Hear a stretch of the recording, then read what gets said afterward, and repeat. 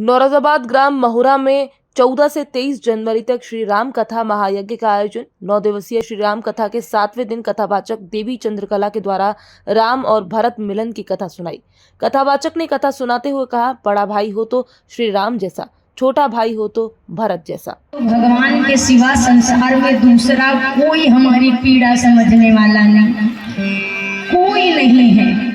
कोई लाख कहे पर जो जिस तरह से भगवान अपने भक्त के लिए करते दुनिया में कोई सगा नहीं कर सकता है, कदापि नहीं कर सकता।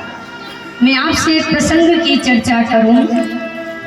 जब भीष्म पितामह ने ठान लिया, व्रत लिया कि कल के युद्ध में मैं पांडवों को परास्त करके रहूंगा, और कन्हैया को सिर्फ और सिर्फ अगर किसी की चिंता थी तो इसी बात की कि कहीं भीष्म प्रतिज्ञा ना ले। अगर भीष्म प्रतिज्ञा हो गई तो फिर पांडवों का रक्षण मैं स्वयं चाहकर नहीं कर पाऊंगा। तो प्रभु ने आधी रात के समय ही द्रौपदी जी को जगाया और द्रौपदी जी से कहा, मेरे साथ चलो। द्रौपदी जी ने कहा कि इतनी रात्रि में प्रभु कहाँ? बोला, अरे कल का जो समय है कहीं ऐसा ना हो कि कुछ अनिष्ट हो जाए, उसके पहले मेरे साथ चलो।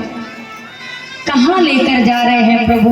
प्रभु ने विचारा भीष्म जी की ही प्रतिज्ञा है, और अगर भीष्म जी ही आशीर्वाद दे दे तो सारा मामला बन जाएगा।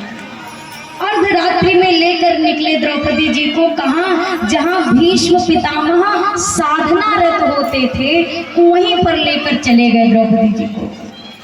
उस गुफा के कंदरा के बाहर स्वयं खड़े रहे और द्रौपदी जी से कहा, आप भीतर जाओ, मैं यहीं खड़ा हूं, मैं भीतर नहीं जाऊंगा।